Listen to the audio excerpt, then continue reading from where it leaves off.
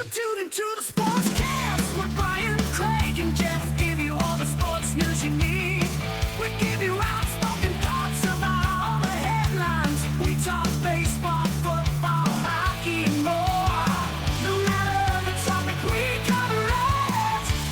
Get ready for the show and keep it outspoken. Keep it outspoken. We keep it outspoken only on the Sportscast.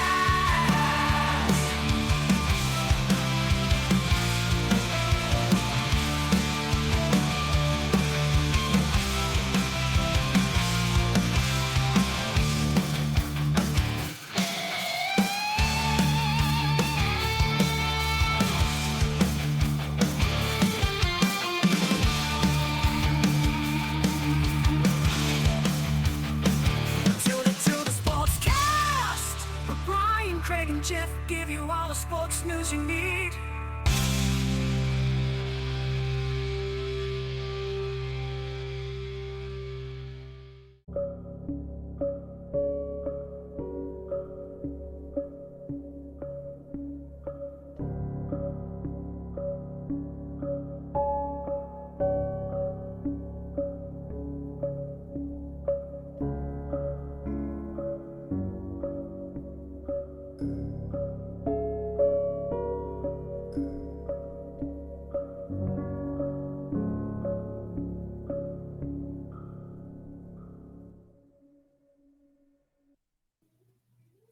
Hey guys, welcome in to the Outspoken Sportscast here, episode number 107, Questions and Lessons. The spotlight of the week this week, I'm going to talk about some questions and lessons I've took away from last NFL season. We got the headlines of the week, which are going to include the Deshaun Watson introduction to Cleveland. It's going to include the Tyreek Hill trade. We're going to talk a little bit about Freddie Freeman going to the Dodgers, leaving Atlanta, and much, much more. And, of course, find out what's in my locker at the end of this episode, guys. Come along for the ride.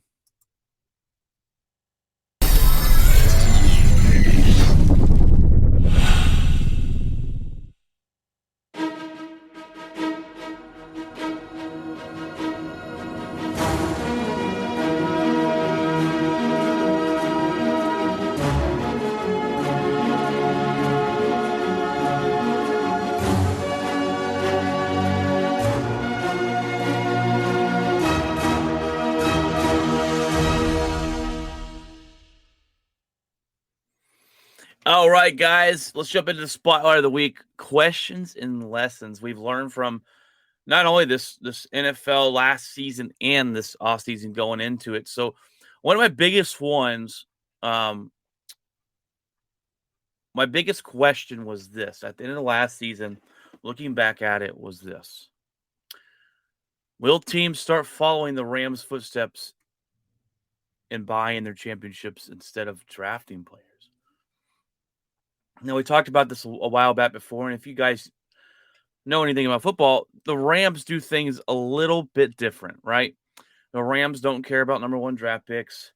The Rams don't care about second-round draft picks. They send a lot of those draft picks away to get star players. And will that be something that leads to other teams doing the same thing? Because, look, it was successful last season, right? They went on, they won the championship. So you can't say it's been a complete failure. They trade those draft picks and they get star players, right? Jalen Ramsey, Aaron Donald. I think they drafted Aaron Donald, but Jalen Ramsey, they get star players. They got Matthew Stafford. That took them over the hump last season. And look, they even went to the Super Bowl with Jared Goff. And Jared Goff's not a quarterback that I think is all that great, but they got there with him. So the system seems to be working, and it's mortgaging your future for winning now type mentality and buying players and trading away those draft picks. They traded a first and sixth. They got Brandon Cooks, wide receiver. The second, 2 first-round picks for Jalen Ramsey. Matthew Stafford, they sent 2 first-round picks, Jared Goff, and a third. They got Dante Fowler Jr. for a 4. So they send these picks. They haven't had a first-round pick since 2016, which they used on Jared Goff. So that is not how a lot of NFL teams work, right? They want to build through the draft. They spend some money in free agency, and they do trade for other players every now and then, but they like those first round picks, and they have high value. And they built through the draft. I'm a Green Bay Packer fan. Obviously, if you listen to the show, you obviously know that. You can see if you're watching the live stream right now. I'm wearing a Packer hat. Our team before Brian Gutekunst came in, we had Ted Thompson. He never spent money on free agents. He never did these types of things. He built through the draft, and that was it. And that is not the only way to do it. I think you have to do a little bit of both, right? It's a fine balance, in my opinion, on getting a successful football team. And build through the draft. You use your draft picks to pick guys the best player available, and player that you may need.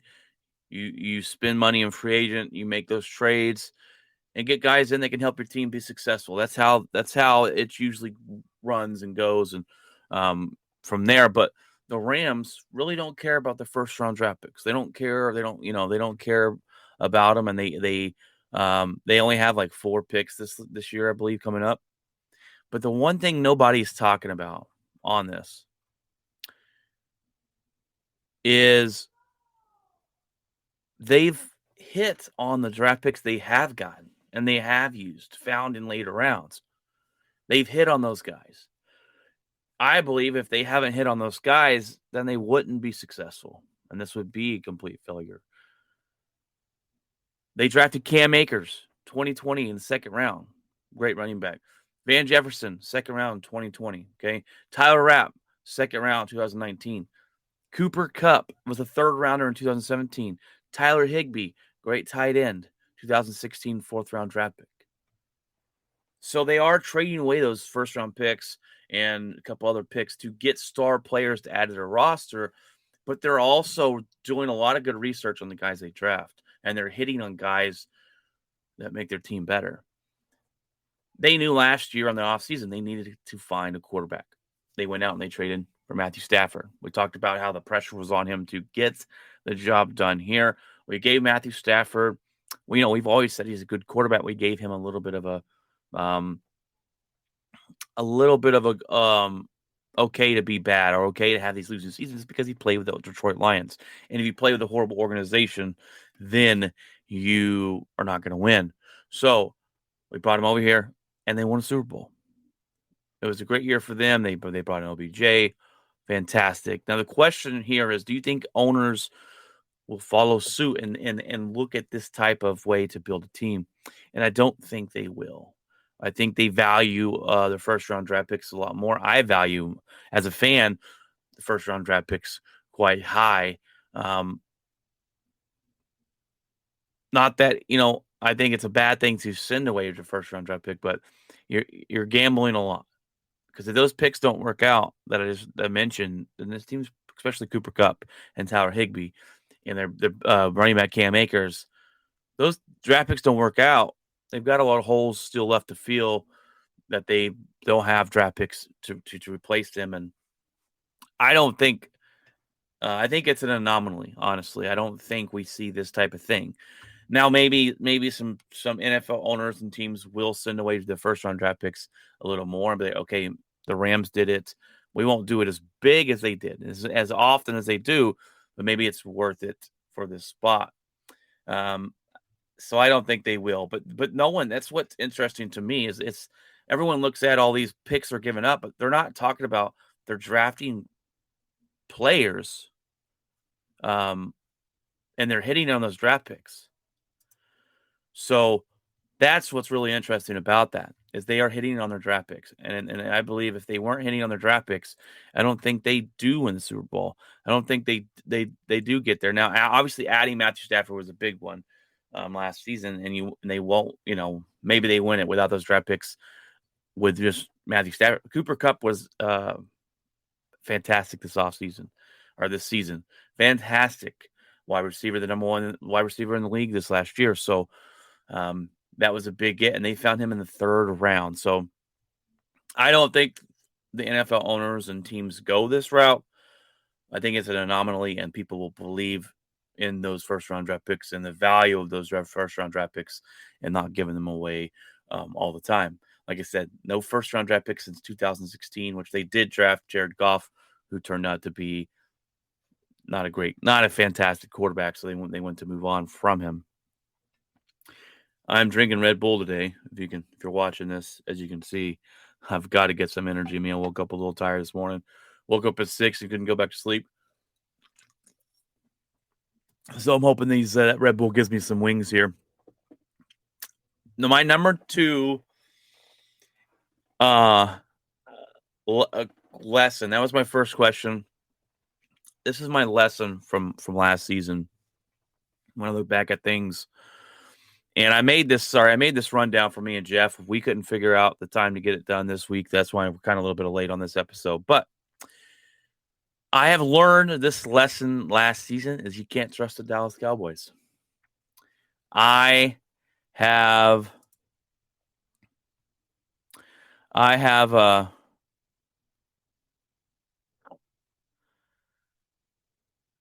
sorry, I just got a comment from Jeff. He says, "Hey guys, we have a fire last night. I was making sure it was not too serious last night. So it was a long night making sure we didn't need to evacuate." I did not know that. That's crazy. I've had a lot of fires there in Colorado, Jeff. It seems like dry, I guess, and super windy. But yeah, we couldn't make it work this week. That's all right. We always figure it out. But I'm glad you're all right there, buddy. Back to the show here, though. I have learned you cannot trust the Dallas Cowboys. Can't do it. You think I would know that by now. I said, man, they got some talent. The defense is playing really well. This team looks really good. The defense has been better. Who would have thought their defense is the one stepping up last season to help them win some games? They're 12-5, ends up in the first round exit in a disappointing season. I know my counterpart here, or my buddy Jeff here, you can label him as a Cowboy hater. I don't know if he wants to say that, but he's kind of a Cowboy hater, and I get it because we both grew up in Texas and we live by a bunch of other Cowboy fans, and we get to deal with a lot of those. Yeah, we get to deal with a lot of the annoying Cowboy fans, and so that's kind of scarred him a little bit to not ever trust the Dallas Cowboys. As you see on the live stream, that's his comment. It says, "Don't trust those Cowboys," and I agree, Jeff. This team, I don't know what it is. I don't know if it's the ownership. I don't know if it's the country club mentality they have there. Do they think just by putting on a Cowboy helmet means they're going to win? I don't know. But 12-5, okay, that's a good year, right? Record wise, they have one of the easiest divisions in the league. It wasn't the easiest last year, but it's not a very good division. And I questioned Dak Prescott last year. I did. And you can give me stats and you can give me this. And my other buddy that was on here a while back was Ryan Sims. He's a big Cowboy fan. He'll tell you Dak Prescott's great. And I jumped on Dak Prescott train. I said, man, this guy looks good. He looks like his numbers show that he's doing really fantastic things. But I watched him last season coming off the injury. The eye test tells me he may not be as good as we think he is, or some people think he is. I had him in the top 10, usually not top 5, top 10 quarterback, somewhere around 8, 9. I'm talking to some Cowboy fans at work, and they're telling me he's not a top 10 quarterback. I can't sit here and tell you. I can't sit here and tell you that I can make an argument after watching him this last season to put him in the top 10. He might be number 10. He might be right there on the brink. And Ryan Sims would probably lose his mind and come on here and try to back up with numbers and stats. But go watch him play. They have a lot of question marks. This offseason's been abysmal for the Dallas Cowboys. You have Jerry Jones in the headlines, multiple different reasons. You got the Cowboys PR for multiple different reasons in the headlines of the offseason, not staying out of the news with the negativity and the questions. That's off the field stuff. They lost their pass rusher, Randy Gregory, who kind of funny because when they signed him, everyone was jumping up for joy. But when he decided not to sign, they were like, oh, we didn't need him. Which you can't have that both ways. Your offense without Amari Cooper is going to be a big thing to see if Dak can overcome. This is the year, I think, honestly, for Dallas Cowboy fans. Is Dak the guy? Is Dak the guy? Because the eye test tells me I don't know. He's had good offensive lines. He has a good running back duo in Zeke and Pollard, and I'm not big on Zeke, but Ryan pointed out that number wise he's pretty good. They've had that's one of the best wide receiver groups in the NFL. This defense stepped up last season, and they've won a lot of games because of defense, not the offense. Is Dak the guy? I think that this is the biggest season for him. If you can't win your easy division and get a first round exit again. Mike McCarthy's on the hot seat this season, I believe. They're too talented. They have O-line issues now. I think the O-line, they've lost a couple people. It's going to be suspect this season. They've got to figure a way to get the job done. There's a lot of pressure being the Dallas Cowboys. They've got to figure a way. They'll win their division easily. They'll make the playoffs. It's just doing something in those playoffs. Not a first round exit.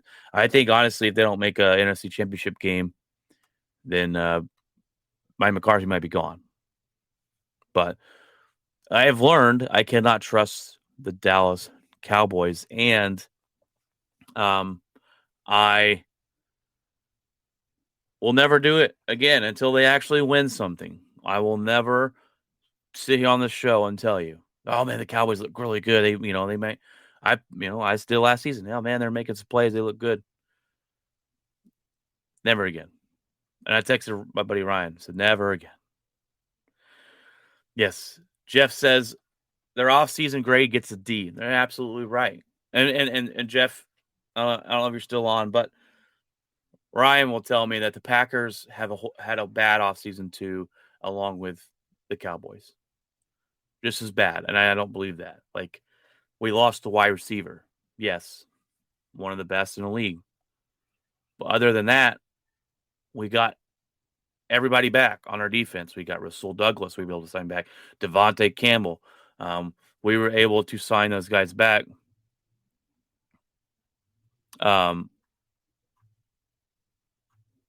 I don't think it's true. Y'all lost Amari Cooper, Randy Gregory. Your defense is worse. Your offense is worse. They signed back. They signed a good third string wide receiver, but I don't. Their offseason's been a joke, in my opinion, and they're going to have to figure it out because look, Dak Prescott with Amari Cooper on the field, he has a 65 QBR. Without Amari Cooper on the field, he has a 35. That's a big drop off. So they got to figure it out. They got to figure out how to use Lamb better and get this offense rolling better. And I thought that their offensive coordinator, I'm drawing a blank on his mind, was pretty good. But I'm having some doubts. I'm having some questions on him now. So with all that talent in the league, and they scored a lot of points, and they put up a lot of yards, but a first round exit once again.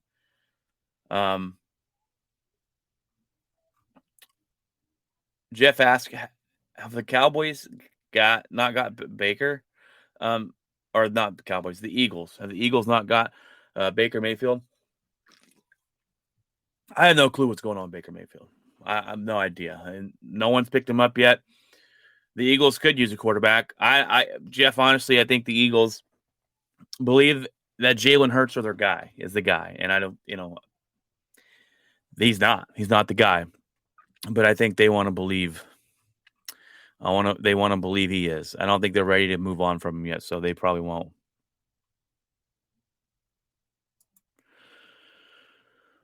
One more Dallas Cowboy thing here before we get going on to the next question. My dad, Jeff, says his dad's the biggest Cowboy fan. He is, and he's one of those annoying Cowboy fans though. But and he's losing his mind. Yeah, their offseason hasn't been good. You can't. And Ryan is a homer. He'll spin it a little bit. You can't tell me that the Cowboys are better off than they were last year. You can't tell me their offseason hasn't been a joke right now.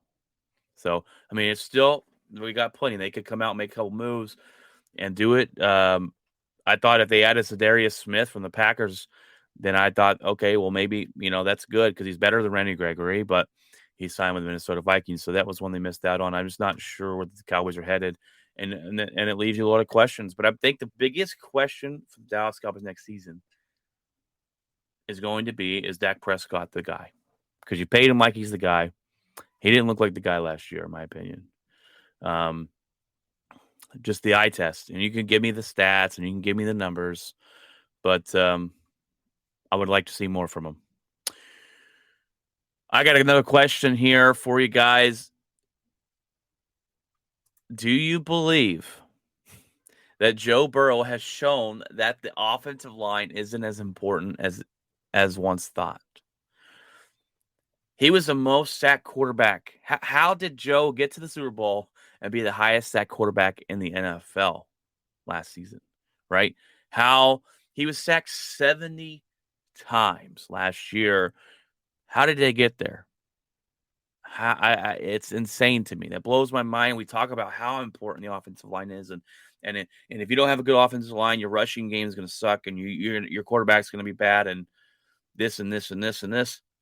Maybe it was a fluke. Maybe it was a anomaly last season. One of those things that just kind of happened.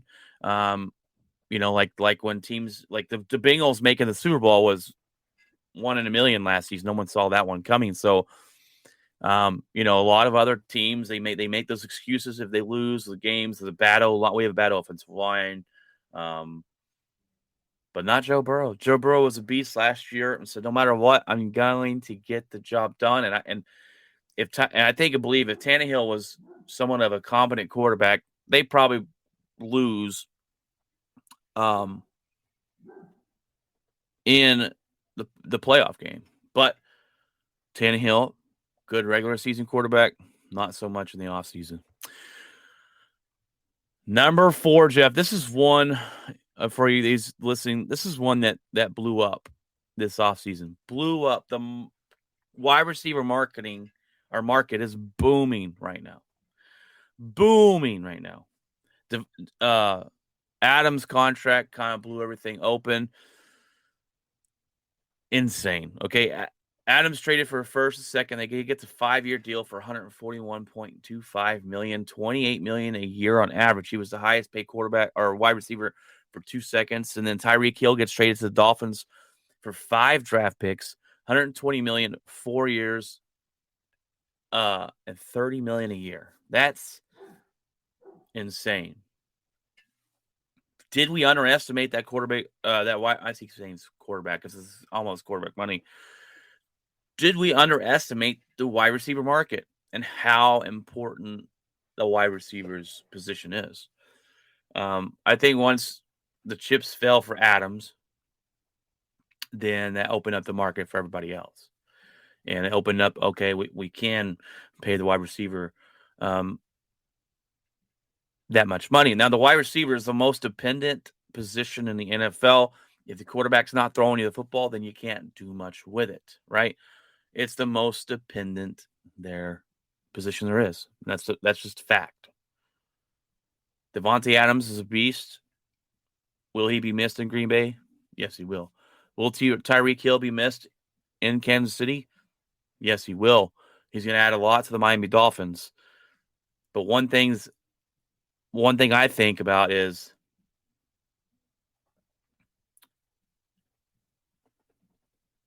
the market blew up, and I don't think a lot of people saw that coming. The Chiefs didn't want to pay Hill. I don't understand why they wouldn't, but they didn't want to pay Hill. And another question for you Dallas Cowboy fans. Amari Cooper was getting paid $20 million a year. That looks like a discount right now in Dallas. That looks like a discount. Getting paid $20 million for what these guys are almost getting paid $30 million a year. So, I mean, was Amari Cooper not worth that $20 million to stay? That's interesting as well. Jeff says the Hill trade did change the AFC a bit in the West, especially. I do agree. I do agree. Patrick Mahomes looked a little off last year, and this is going to hurt him a little bit more. His best weapon's gone. They did add MVS from Green Bay Packers. He is a burner. He's a fast guy, not as fast as Hill. He is a fast guy, but he does drop the ball a lot, and he hasn't played a lot. And Packer fans will say he's so good. Well, he's not. I mean, if he was so good, he couldn't stay on the field consistently, and we don't have a great wide receiver group. That's my argument there. But he will come in and still have that deep threat. Now, is he good as Tyreek Hill? Not even close. So Patrick Mahomes will take a little bit of hit, I believe, from this, but not as much.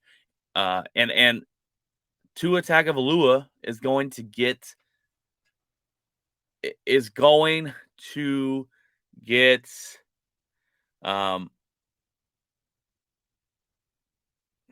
what do you want to say? What's the word? Exposed. And that leads right into the next question here, Jeff. Of who so far next year has the most pressure on them to win? And that's my answer. Tua Tagovailoa. I'm probably butchering that last name. Tua has the most pressure to win. I don't think Tua is a great quarterback. I think the problems in Miami have been his play at quarterback. They did go get Teddy Bridgewater to be the backup. I don't know. I just don't. I mean, Teddy Bridgewater is nobody really. He's a bus driver. Tua's going to start, but Tua now has the most pressure to prove that he can be the quarterback that some thought he could coming out of Alabama. There's no excuses for Tua. Jeff, you're exactly right.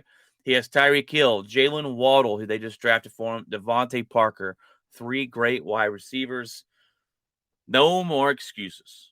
We're going to figure out if Tua's the guy. And if Tua isn't, we don't see that step forward next year in his progression, then Miami's going to have to figure out what they're going to do. And we're going to figure out if Brian Flores is right. Brian Flores did not like Tua Tagovailoa. He was pretty harsh on him in the words he had to say about him, but he didn't think Tua was the guy. There's no more excuses for Tua. Will this be an upgrade, or will we watch an offense that has no quarterback to throw the ball to the wide receivers? We'll see, because that 3 wide receiver, you give that 3 wide receiver group to anybody else, Rodgers, Patrick Mahomes, Russell Wilson in Denver, they're probably winning the Super Bowl. That's an amazing wide receiver group. Green Bay keeps saying we need to trade for Parker. We need to trade for Parker, Devontae Parker, and I wish we would, but so that's my answer for that. That is Tua. I could also see Deshaun Watson coming out from Houston, going to Cleveland. Got a lot to prove. He's got a lot of haters with all the accusations that he's faced and everything else. So he's got some pressure on him to see where he is and go from there. What's going to happen to Baker Mayfield? Probably the biggest mystery that we've seen this offseason is where is he at? Where is he going? Why has no one talked about this? All right, guys. Well, that is the spotlight of the week. Some questions and lessons. And I hope to have that segment after the NFL season stops. And I can take a look back, that spotlight. And I can take a look back and kind of bring up some new questions, bring up some new lessons that I've learned and go about that. But so let's go ahead and jump into the headlines of the week.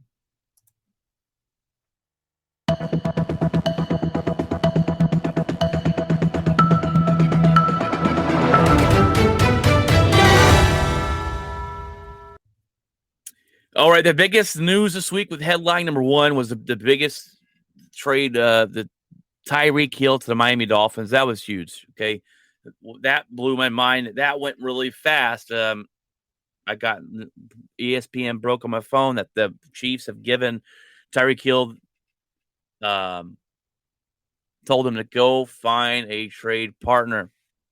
And I was like, what? Why would they get rid of Tyreek Hill? Well, it's because they didn't want to cash up the offer for him. They didn't want to pay that money to him. And he went to the Dolphins really fast. It was pretty quick. It was between the Dolphins. Who was the other team? I forget. But he went to the Dolphins, so it doesn't really matter, right? The question here is, do we see Mahomes struggle a little bit because his best weapon's gone? Like I said, this trade is going to expose Tua. We're going to find out Tua's not the guy. Will this trade hurt Mahomes as much as a lot of people think it will? I think the NFL is kind of figuring out Patrick Mahomes a little bit. He's still a great quarterback.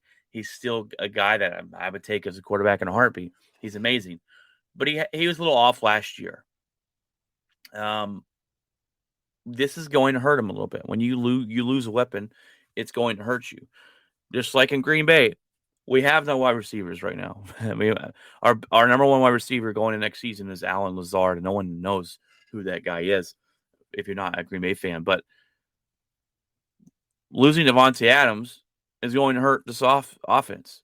Losing Tyreek Hill will hurt the Chiefs' offense. Now they have other weapons though. They still have Travis Kelce, and they got their running back in what's his name? He's got a weird name. I'm drawing a blank, but he's a decent running back. They've still got a team around him. So I think he will take a little bit of a hit. I just don't think it'll be so catastrophic where they won't be in the playoffs next year, right? That's a tough division. Do they win the division? Who knows who wins that division? I just don't think it's going to be so catastrophic that we see them miss out on the playoffs next season. Second question, what on earth is Atlanta doing? Is anybody else scratching their heads of what Atlanta has done? First of all, you trade away Matt Ryan. I'm fine with that, right? Matt Ryan, the Falcons interviewed Deshaun Watson. Matt Ryan, they didn't get Deshaun Watson. So Matt Ryan comes out and says, well, I want a new contract. What else are you going to do, right? I'm going to ask for more money here. They trade him. That's fine. That's fine to trade him. You're not going anywhere. You're in a rebuild. Your best wide receiver is suspended for betting on football. You got a really good tight end. Your defense is not that great. Your total rebuild, holding on to Matt Ryan is not going to do any good. They trade him in Indianapolis. So I'm like, okay, well, does Baker go there? Because Baker was rumored to go to Indianapolis or wanted to go to Indianapolis. Is he going to go there? No, they replace him with a backup quarterback in Marcus Mariota. What? If I'm a Falcon fan, I'm not even showing up to watch that crap show next year. That's going to be bad football. Baker Mayfield's way better than Marcus Mariota. Why would you trade away your best quarterback you've probably ever had? And I know people are going to say Michael Vick, but I think Matt Ryan was more successful in there than Michael Vick was. But you trade and you trade him away and you bring back Marcus Mariota. That's horrible. And not only that, and this is absolute laughable from an organization. The biggest debacle was they had a longer goodbye video for Drew Brees, whose newsflash never played for Atlanta. He was their division rival and beat them a lot. They had a bigger, longer Goodbye tribute for Drew Brees, and they did their own quarterback and Matt Ryan. That's laughable. How does that happen? I don't get it. I don't know how you can mess that up. That's just simple. That's just bad looks. Um, Someone needs to be fired over there in that department because that is horrible. How are you gonna have a longer video and tribute video for Drew Brees than Matt Ryan? That that blows my mind. But I digress here. Number three, Deshaun Watson gets introduced the other day to his Browns quarterback. There, of course, they're going to talk about the accusations up against him, of all these women. Look, I don't know what happened. I'm not here to say he's innocent. I'm not here to say he's guilty. The courts aren't going to charge him. They said they haven't found enough information or enough plausible evidence to say he did anything that. And as when the courts say that, and he's going to play football, I'll wash my hands with it. Only God knows. Only God knows, and only Deshaun Watson and those women know what truly happened. I'm not here to claim fault on Deshaun Watson. I'm not here to say he's innocent. He's going to play football for the Browns. That's all I can tell you. And is this the answer they need to get over the hump? And I think it is. They got a great defense. They got some offensive weapons. They just traded for Amari Cooper. They got Deshaun Watson. When he played, he was an elite quarterback.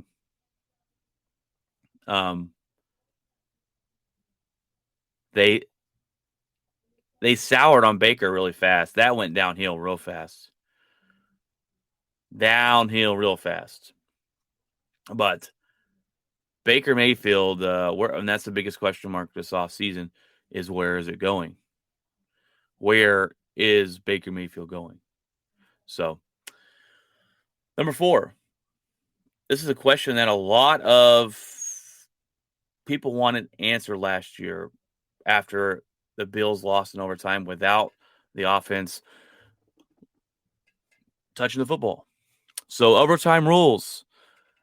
Could that be possible? It could be possible. The Titans proposed that if a team scores a touchdown and gets to a 2-point conversion, then the game would be over. But just a touchdown extra point wouldn't end the game. I kind of like that. I think that's fair because at one point, the defense has to step up and stop somebody, right? The defense has to step up and play. And you cannot sit here and blame it all on the rules and all this stuff. You had your opportunities to stop somebody. They didn't stop the Kansas City Chiefs. They lost the game. I've had it a couple times there to Aaron Rodgers of Green Bay. He's on the sideline, never got to touch the ball. Defense didn't step up. So at some point, we're going to have the defense play, right? You cannot just say, oh, well, the defense, we can't blame defenses here. It's the rule of the NFL. You can't do that, all right? This needs to be changed. I like the Titans' proposal here.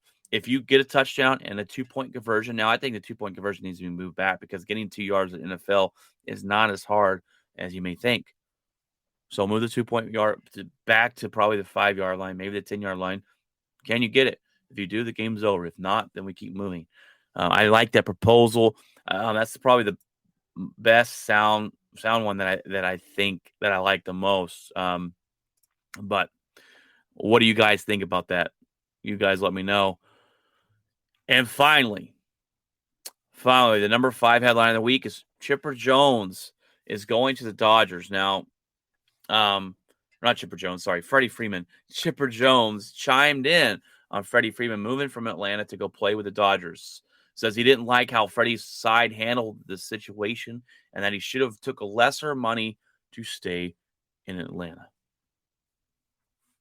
Now, Chipper Jones is a Hall of Fame player. He's Atlanta's staple baseball player, one of the staples in that organization. And that's great. But can't come on here and start talking about, oh, you should take less money to stay here. No, it's not your pocketbook. It's Freddie Freeman's money, and he went where he wanted to go. Like it's always been. He's I grew up in LA, I believe. Grew up in California. He pretty much wanted to go back there. And Freddie Freeman's camp proposed 2 different contracts for Atlanta to stay there, and they declined the offers.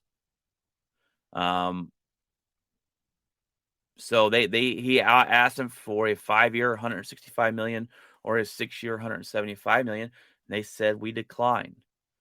He signed with the Dodgers for 6 years for 162. I hate that he went there. Don't get me wrong. I hate that he went there. I wish he would stayed there. Hell, I wish the Rangers would have traded for him. I'm a Texas Ranger fan, but Freddie Freeman leaves Atlanta. Chipper Jones, maybe a little soured on it. I don't know, but I don't think he should come in here and be talking about someone else's pocketbook, telling him to take less money to play in Atlanta if you want to be here.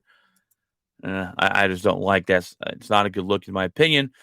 But Freddie Freeman goes to join the dark side over there in LA. So he's a great, fantastic baseball player who helped Atlanta jump over the hump last season and win the World Series. So, all right, guys. Well, that's your spotlight and headlines of the week.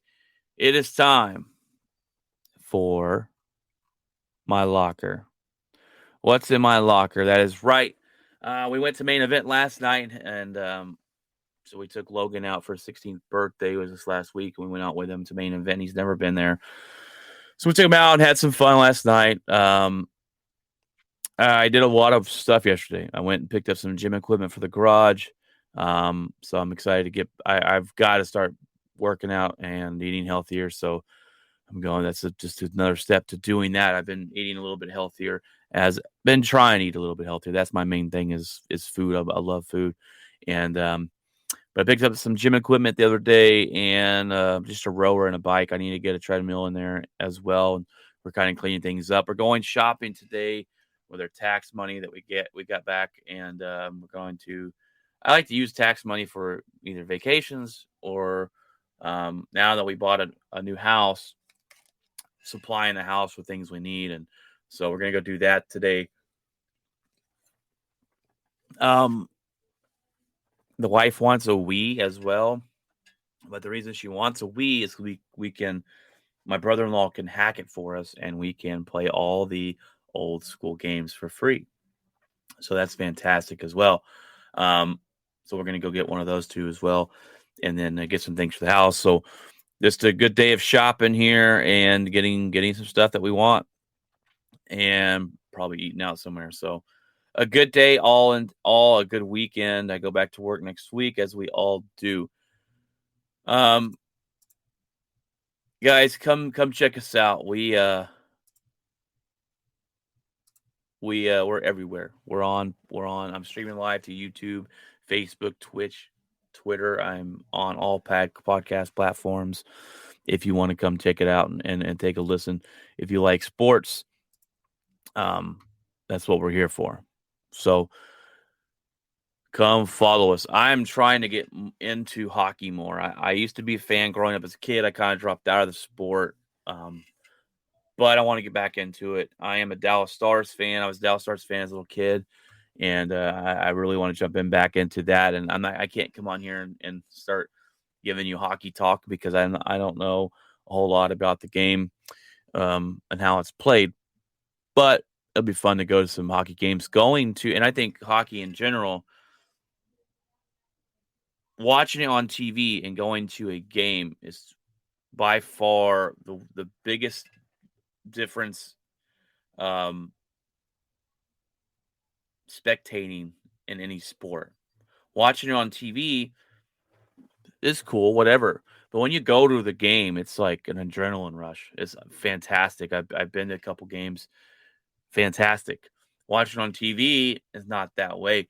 Going to football, I've been to football games. I've seen plenty on TV and been to plenty of football games. So they're both great experiences. Basketball, same way. Like watching at home, going to a game is great. But the difference and baseball as well, the difference of going to a hockey game and watching it on your couch that's completely different experience. So I'm trying to get into that a little bit more here and see if I can go to a couple Dallas Stars games. My neighbor Dustin is a season ticket holder, so see if I can hit him up for those tickets. But all right, guys. Well, that is it for this episode 107 questions and lessons. Let me know if there's any questions or lessons that you have learned or any questions that were brought up from watching football last year. And as we move in forward here, we'll continue to talk football. If it gives us any off-season news, we're going to be jumping into some basketball here and then baseball as well as that continues or as that starts up in opening days next month, I believe. So come check us out, send us around, share us, and take care, and God bless, guys.